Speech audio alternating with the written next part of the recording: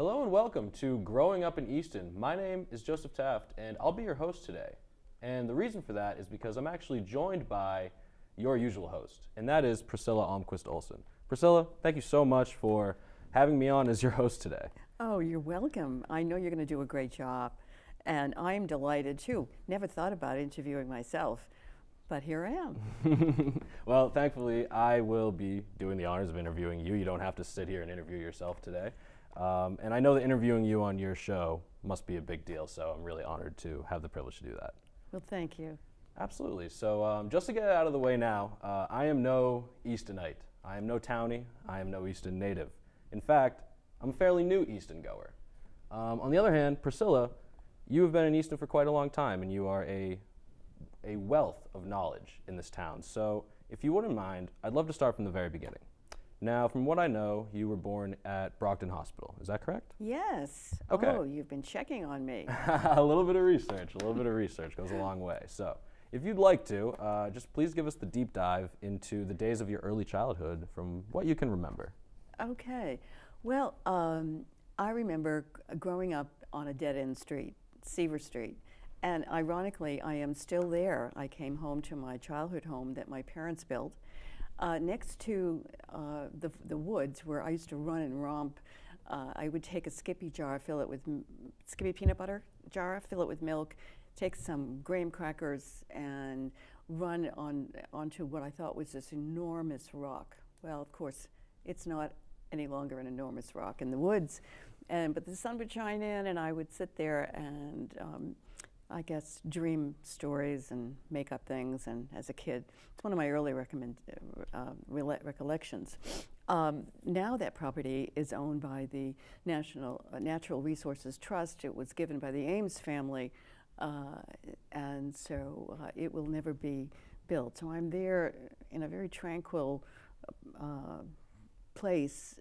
And growing up, Easton was only 6,000 people back in that day. When my mother was growing up on Jenny Lind Street, it was only 5,000 people. Today we have close to 25,000. So it's a big change. What was Easton like back then? Well, you know, my mother's parents came from a small island called Orust on the west coast of Sweden. My grandfather came first in 1888, and he got off the boat in Boston, and of course he landed in Easton. And who was he working for? The Ames Shovel Works. Worked 6 days a week, 10 hours a day, really tough.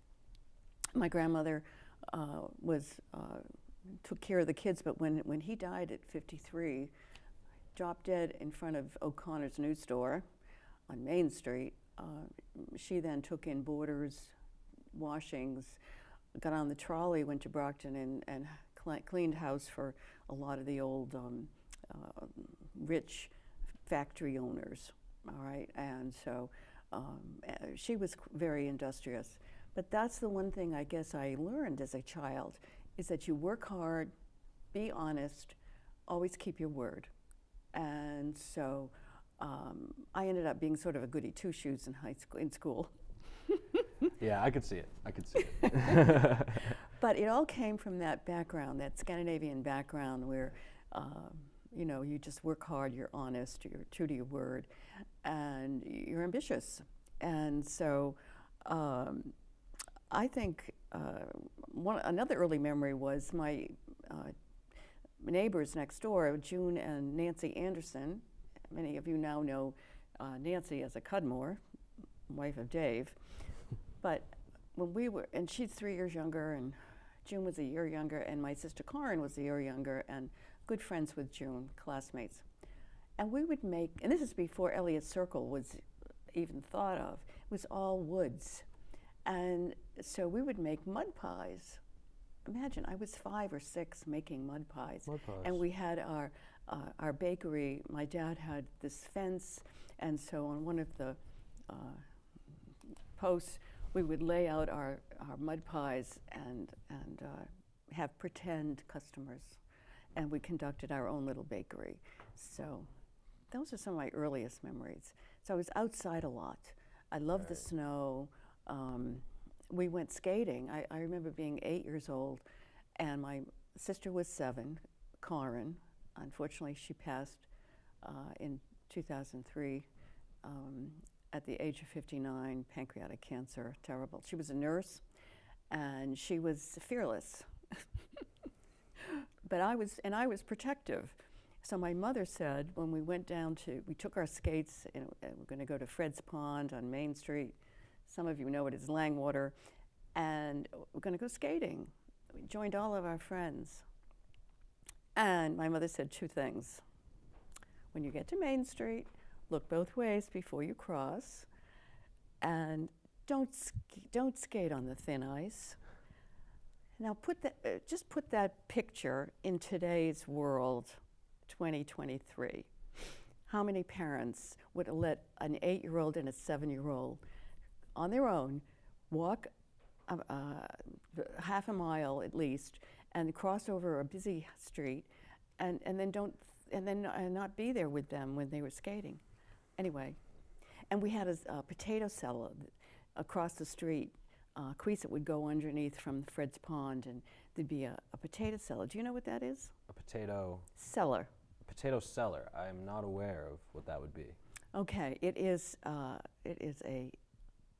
built into the earth. It's built up.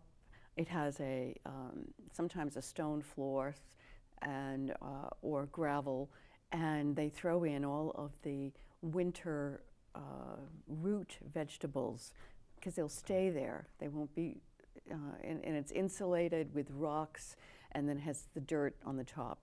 And in this particular dirt cellar, there was a hole because we kids would go there and make a fire and roast marshmallows when we want to take a break from skating. And that was used by my kid brother and a lot of other Eastonites. Okay. Yeah. A lot of different townies have memories of being in that potato cellar and absolutely having a good time. Absolutely. So, and that was, of course, sheep pasture area. Okay. Yeah. Okay. Interesting. Across the street from the pond. Right. I know. I've heard of. There's a lot of wildlife and that a lot of people in Easton tend to own cows or sheep or other farm animals. Well, it's funny you should mention. I didn't even think about that. My seems father. like a commonality. We had. I was probably 8 years old. My father bought 100 capons, and those are neutered chickens and roosters, maybe, I don't know, male. And so 100, and he did that to teach us kids responsibility. So we had to change the water, put out the grit, clean the yard, go get the eggs. Oh no, wait, the capons didn't have any eggs, but we did have chickens one time that had eggs. And I remember I got scared because the chicken would peck on me, and my fearless sister Karen, she would come and she got all the eggs, no problem. But then my father said, well, I think I'm going to get some pigs. Remember, we're next to the woods. All right, he got 3 pigs.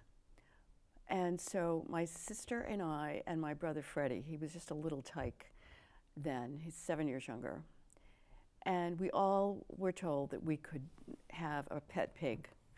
So mine was, oh my goodness, I named it after a person. Anyway, it was Whitey and Blackie, and then mine was, it was Norman Cronin's nickname. Oh boy. Maybe it'll come back to us. Who knows? Anyway, so my dad would get all the vegetables stuff, from Charlie's Market, Meat Market on Main Street. Okay. We all know Charlie's Market. Is that still Mechanic and Main. No. There's a spa there now.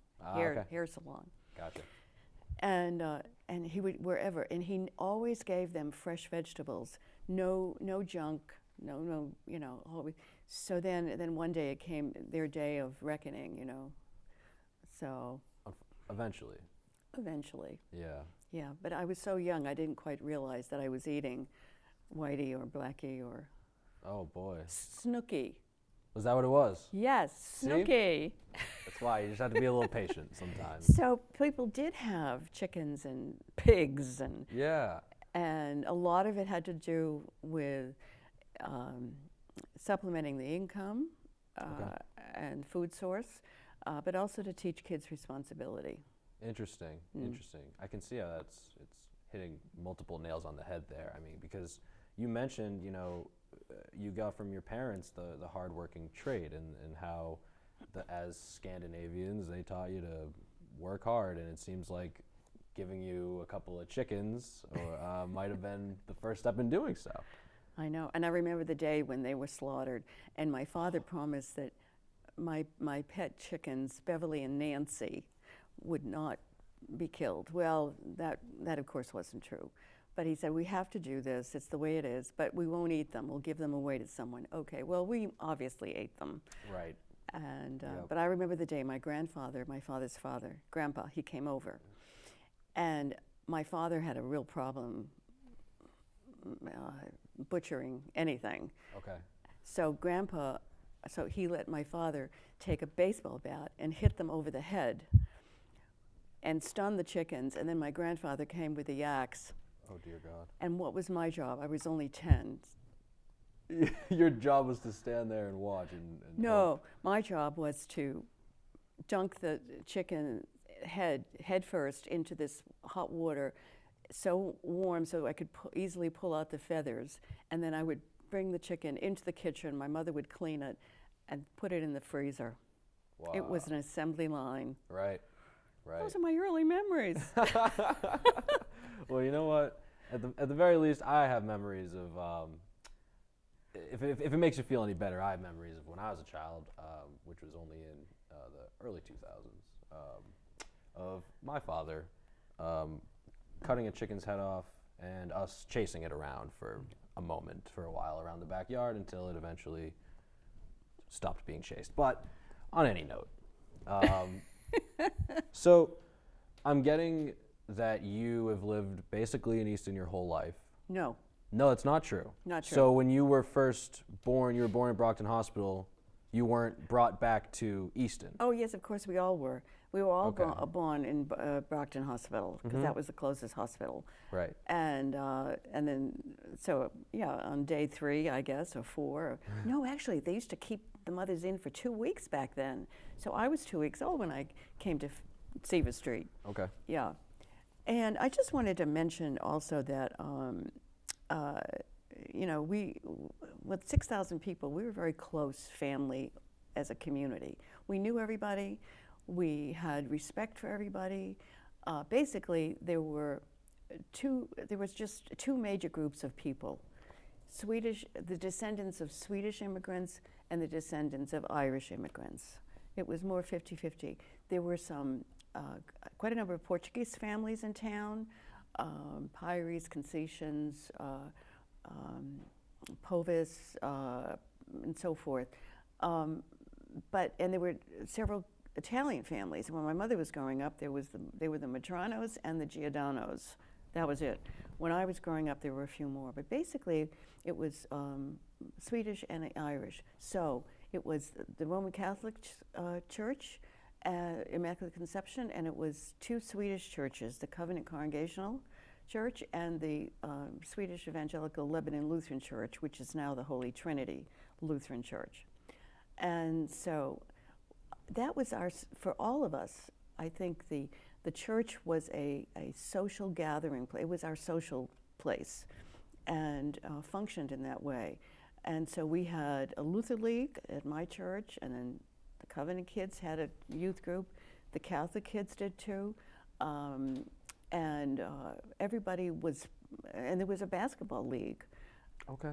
A church basketball league. And my father was the coach of the Luthers, and I was head cheerleader. Is that right? Yes, and we made our own cheerleading outfits, and naturally they had to be blue and yellow. So everybody, I had a yellow one with the blue inside. Everybody else had a blue with a yellow on the underskirt. Okay. Okay. Yeah. So we're blue and yellow. Swedish flag colors. Got you. Okay. As well as we now know Ukraine. That's right. Mm-hmm. That is right. Yeah. We see that a lot more in the streets today. Right. In And United the other States. thing, you know, nobody put their challenged children or senile adults in institutions. Everybody had them at home, and we all knew and recognized that. So, and we were taught to be as respectful to those people as we would be to anyone else. And yeah, so there was a lot of kindness and hospitality, and also people of different religions interacted. I guess we were brought up knowing that, well, we should just marry our own to make it not so complicated when the kids came.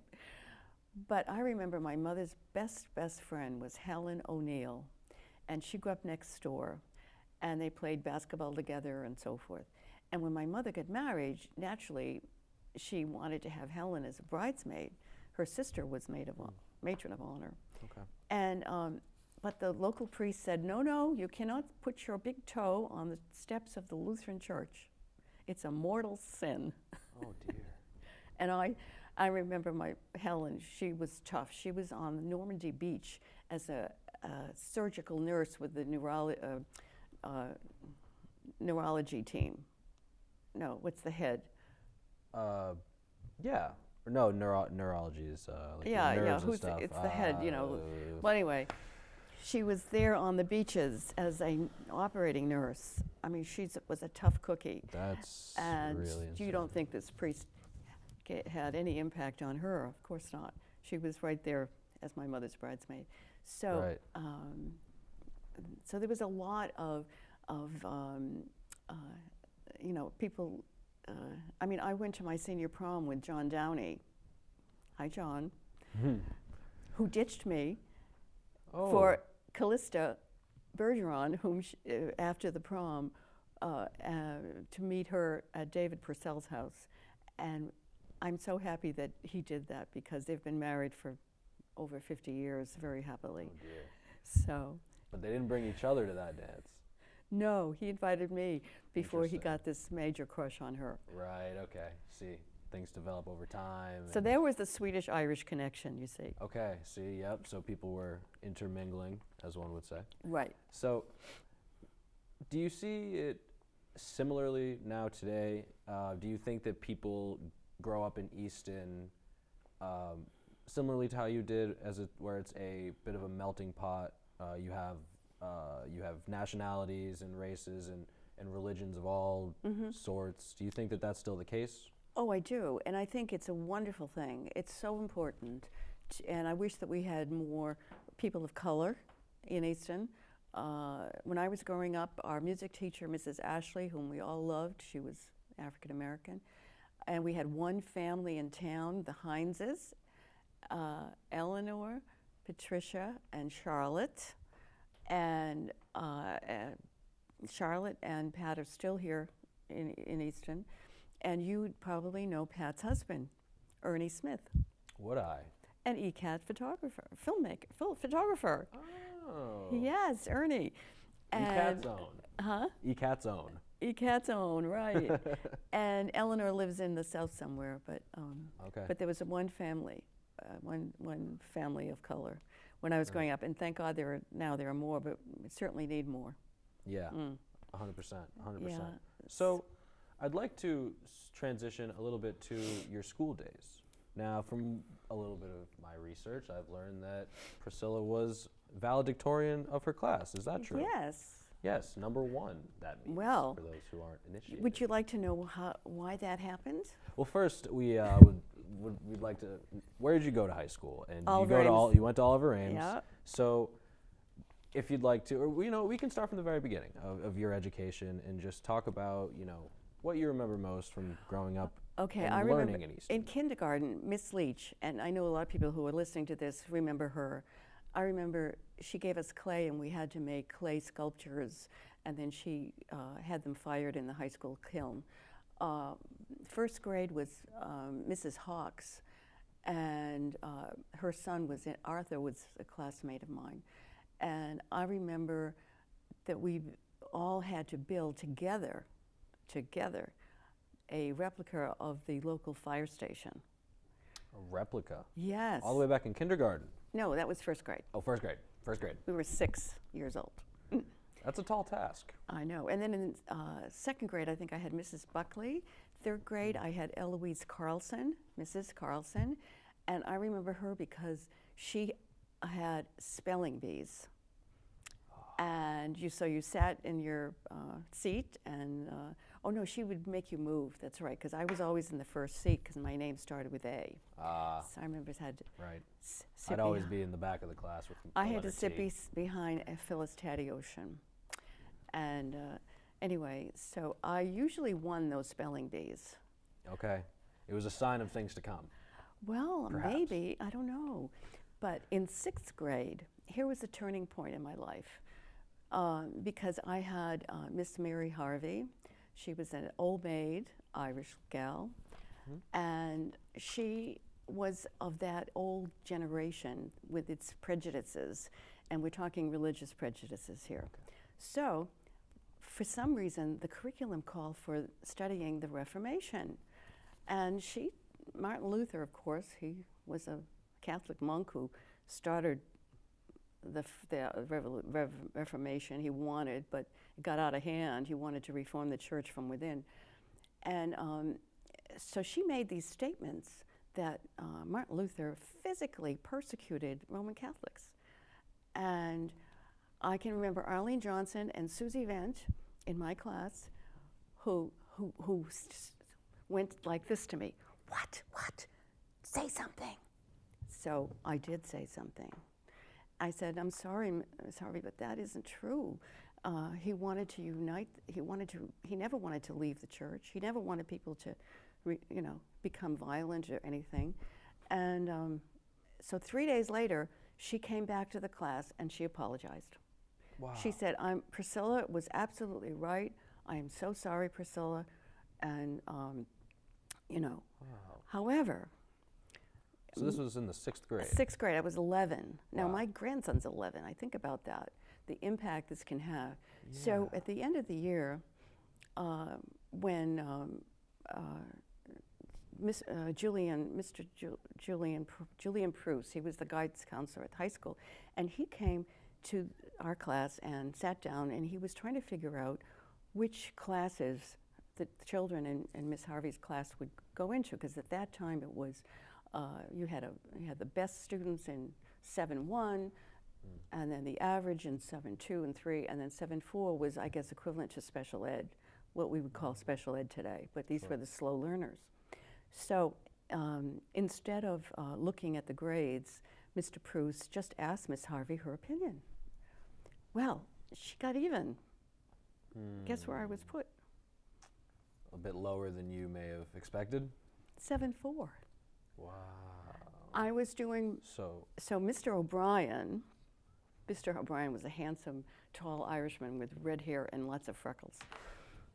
And one day he came over to me, he says, okay, Miss Almquist, let me see your homework.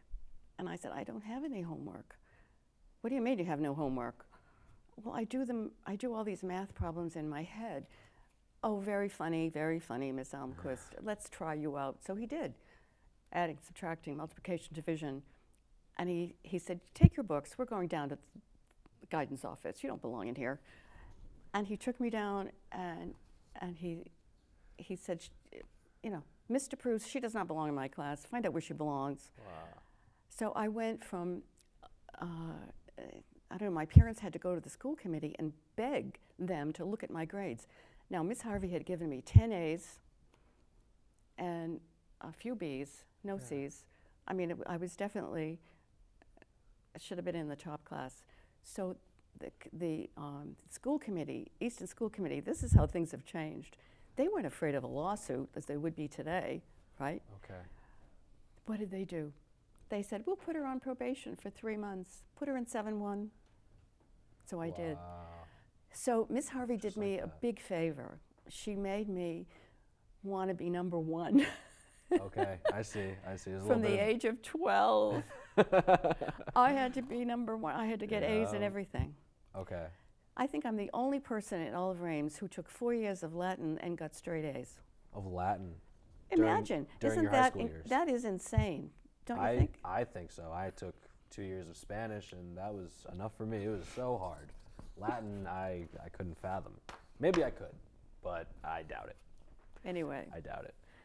So that was. It seems like it was a bit of inspiration for you moving throughout school because you were treated relatively unfairly, and you spoke your mind.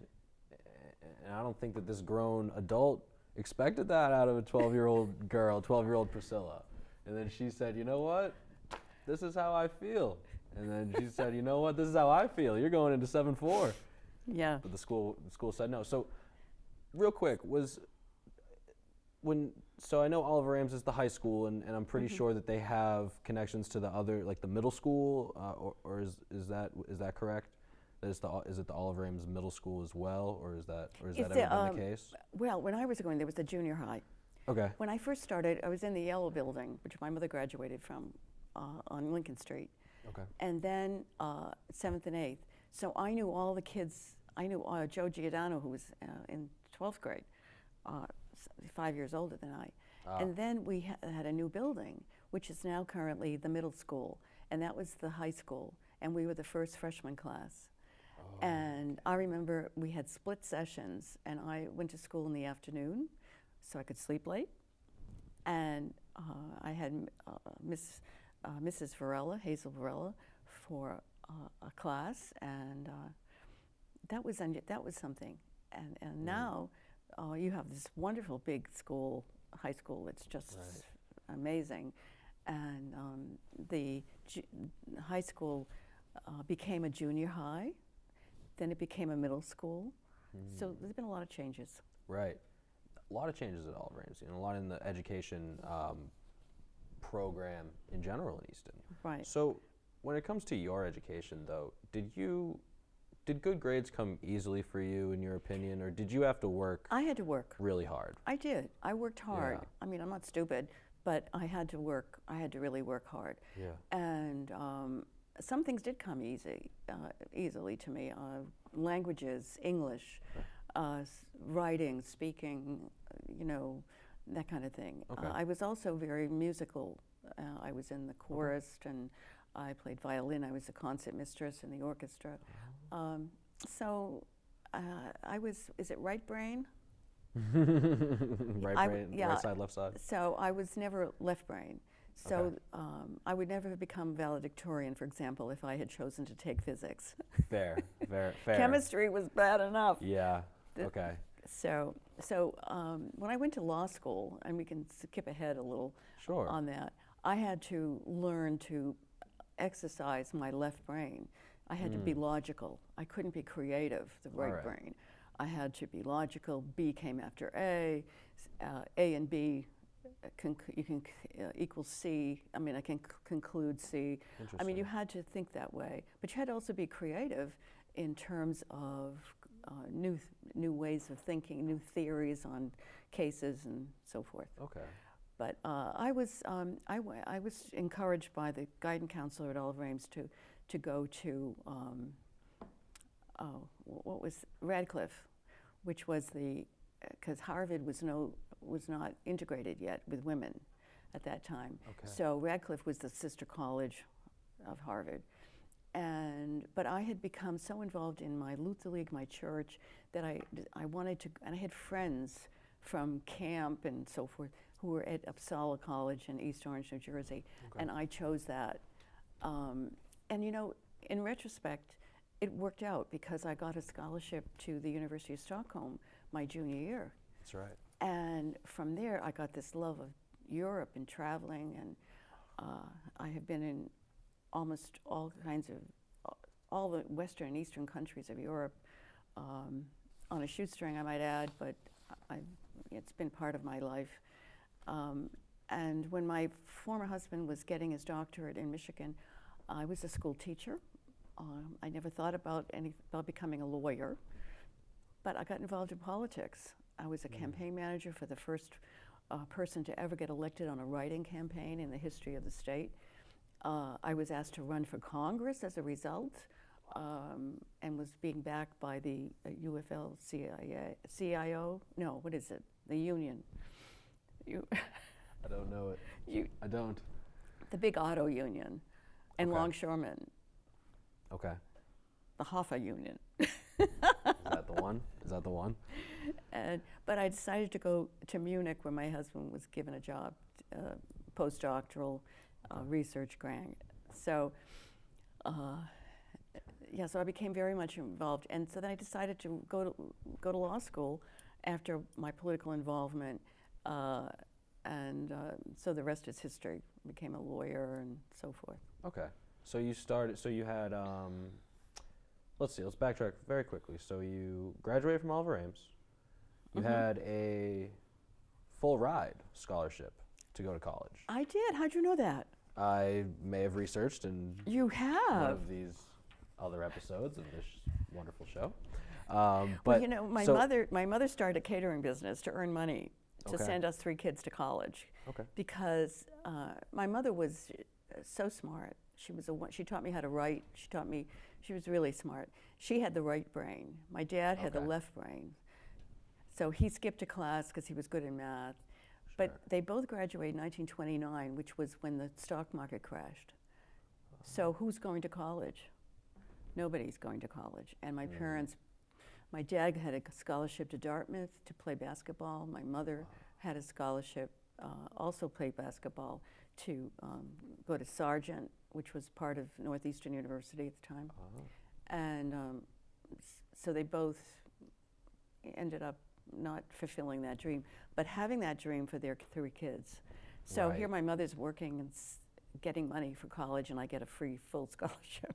Yeah, I'm sure it was probably a big moment for her, knowing that you would be going and right. Anyway, so she still had money to save for my sister, who went to nursing school, and my brother, who went to college. Yeah, that's important too. How many siblings? 2.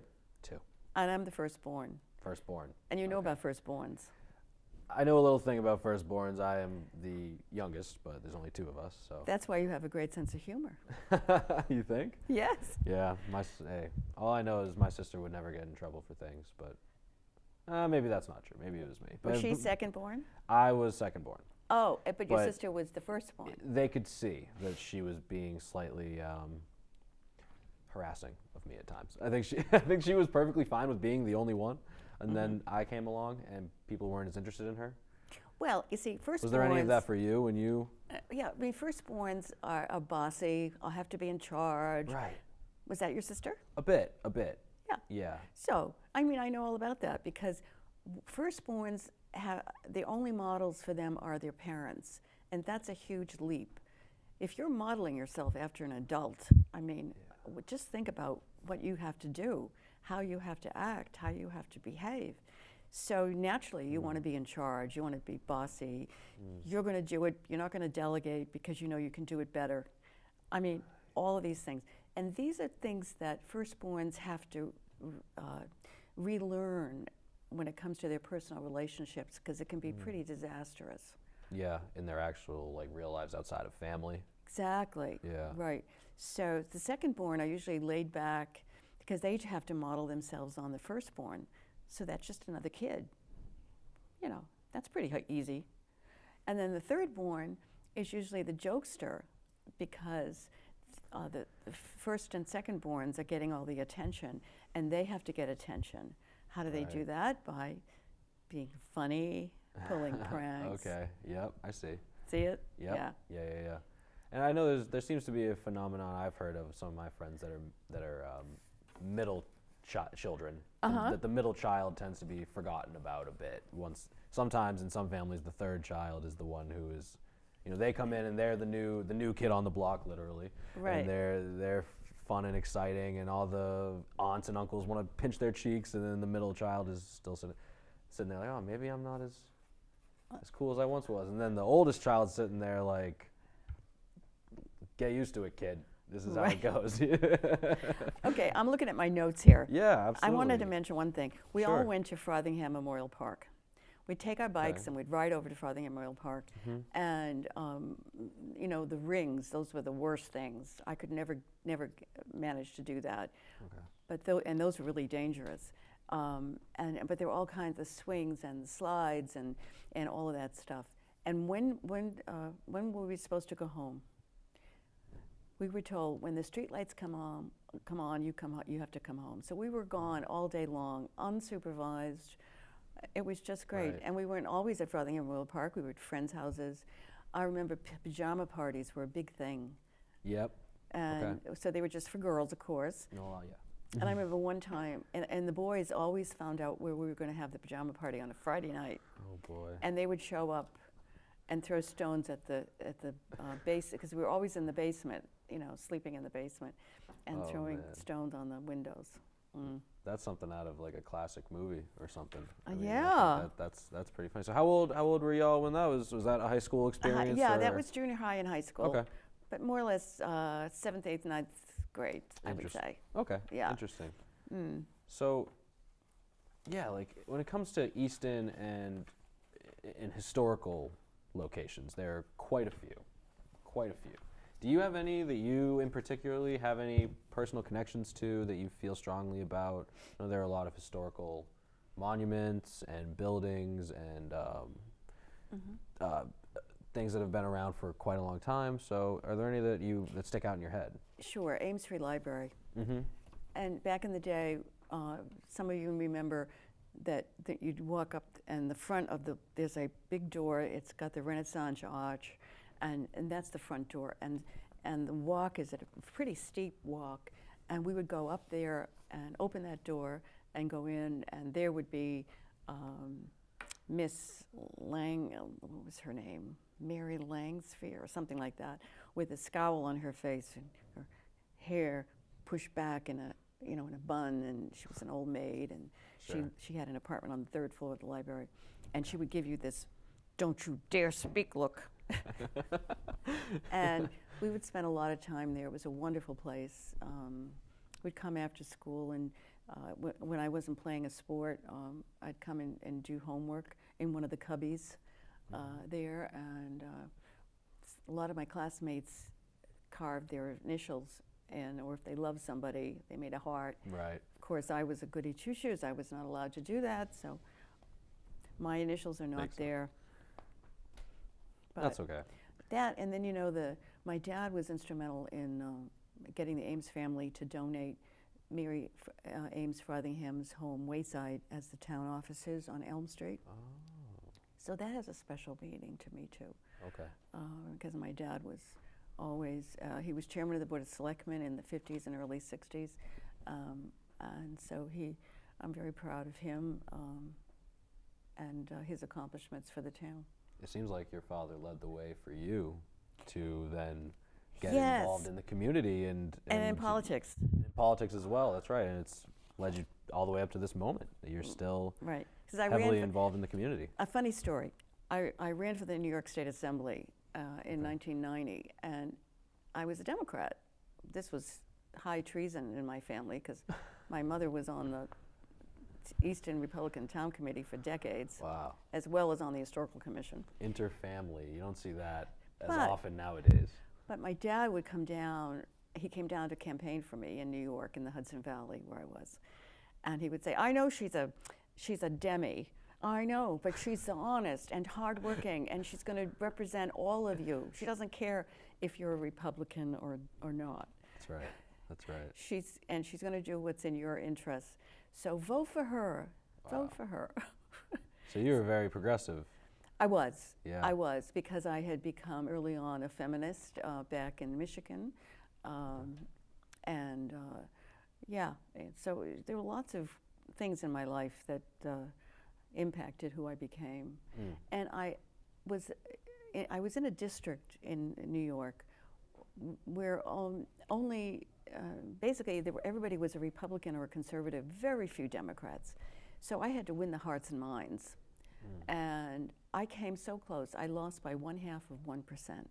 Oh man. Even though the polls the night before the election said I was winning.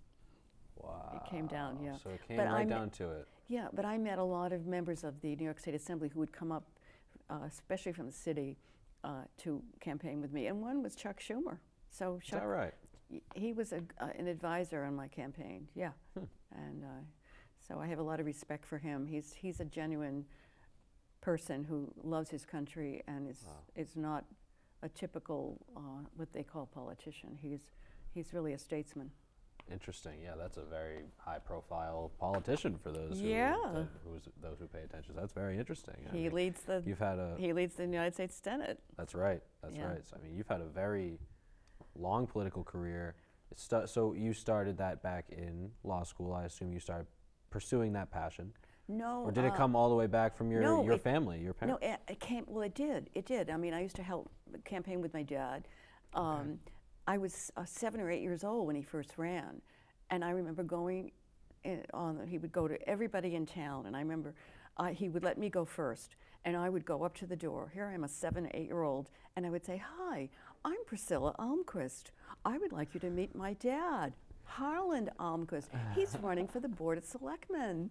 Oh my goodness! And that you was would just pitch him. I pitched him, Yeah. right? Yeah. Back then, but then I was when I ran. I was a campaign manager, as I said, for a woman who won on a write-in, and it was quite transformational. And so it all started back then.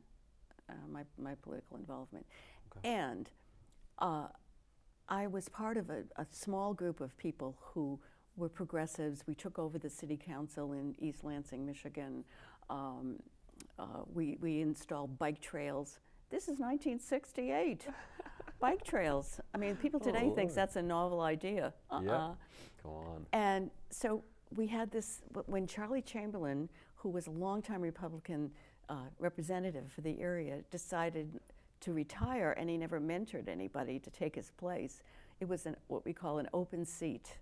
So our little group, George Griffith, George Will, who was the other one? I know, we got together and we said, we got to find somebody to run, because they had asked me first, and I had said no, that I was going to go with my husband to Germany. And so we got this guy named Bob Carr, Robert Carr. Okay. He looked like, you know, Christopher Reeves, who was Superman. Oh yeah. He looked just like him. He was gorgeous and handsome. He was a lawyer. He was 32, but he knew nothing about how to run a campaign or how to act or talk or anything. So we had to train him. He was the face. He was the face, and you guys were the brains. But he had the legal background to qualify him for the job. Sure. So, but we did, and he won. There we go. And this was 1969, I think, or 1970. And he stayed in Congress until 1994. Wow. Until when Newt Gingrich came in with his Contract for America idea, which of course wasn't a very good idea. And here's this wonderful guy who represented his constituents who came first for him, and he was booted out.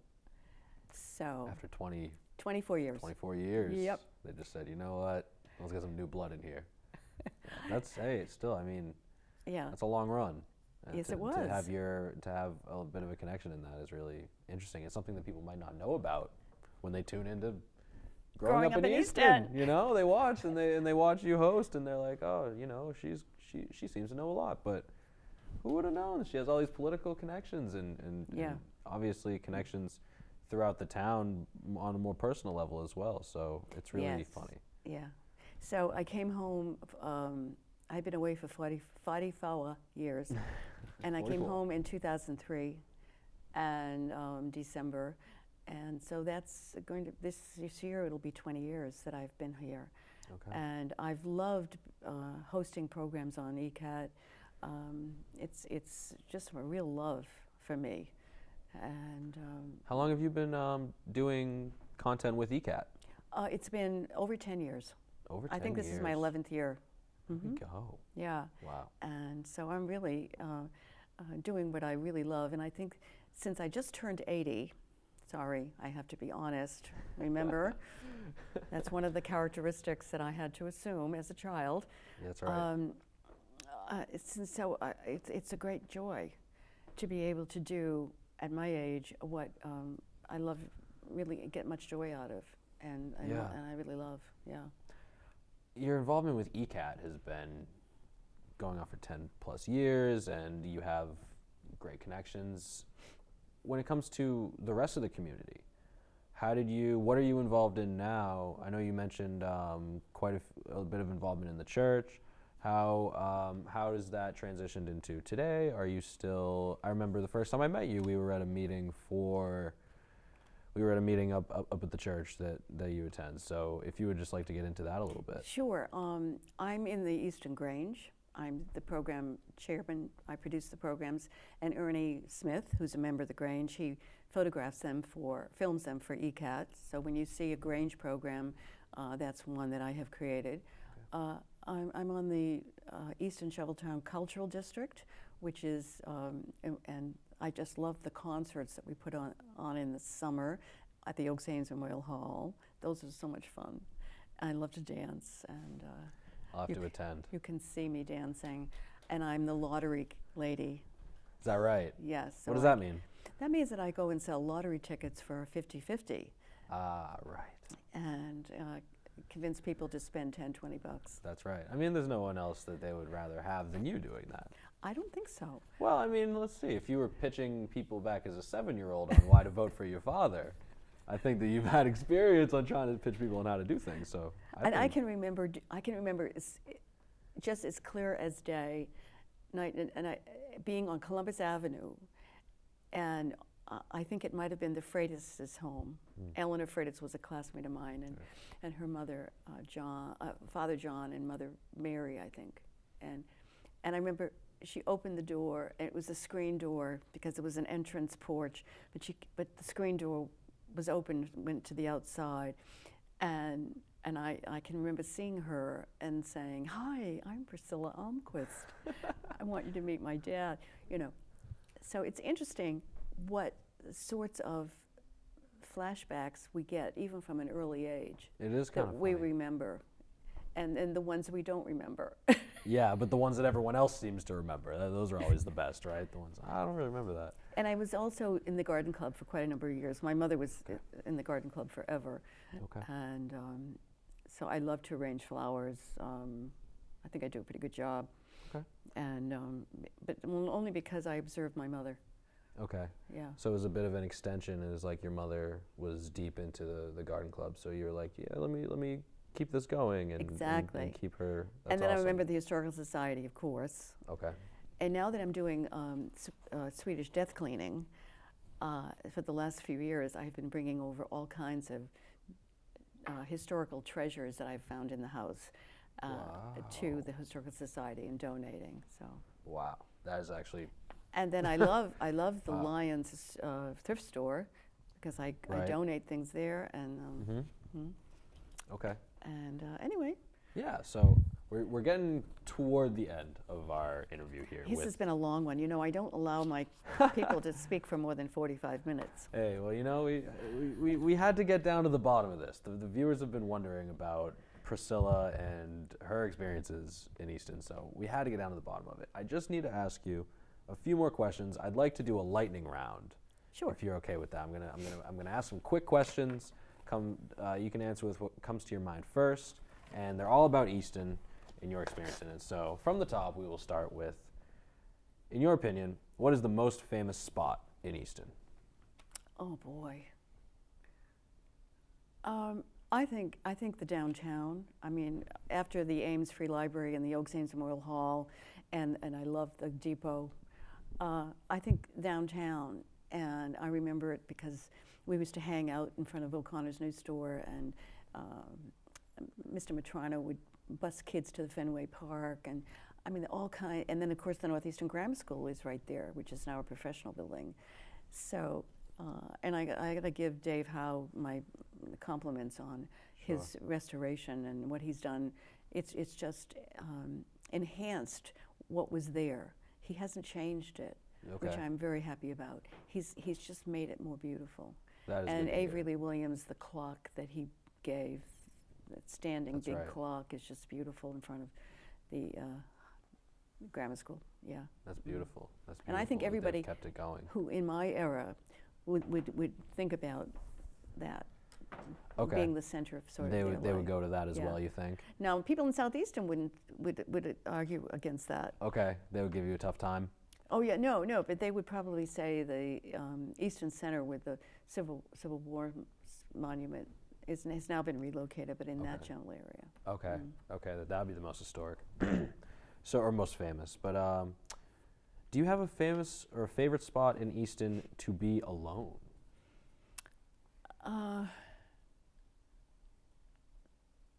Yeah, let me see. The hard-hitting questions, you see, the hard-hitting ones. Well, I think Borderland. I think Natural Resources Trust. My mother was a founding member of that. Yeah, and then just walking in the woods. I think I walk in the woods with my dog in my area where I live, and that's very nice and quiet. Very solitude. Yeah. Cool. How about one, if you were to speak to somebody who's never heard of Easton and they asked you to give one word that describes it, or just a quick phrase, what would you give? What would you say? Safe, friendly, caring, cooperative place to raise a family, to enjoy retirement, culturally attuned, preservation-minded. There it is. There it is. That is basically. You heard it from the source. I mean, you heard it from where you know. There's nowhere else you'd rather hear it from. Priscilla Almquist Olsen, everybody. Thank you so much for having me on today and letting me be your host. It has been an absolute pleasure. And from everyone here at ECAT, we want to thank you for tuning in. We hope you check out the show next time when Priscilla is back in the hosting chair. We are not sure who she may have next time, but I'm sure that it will be absolutely amazing. And I am really worried because I have some competition from my host position here. Thank you so much, Joe. You've been great. It's my pleasure. It's literally my pleasure. And don't worry, no one's taking your job, Priscilla. Nobody's taking your job. And thank you to everybody watching.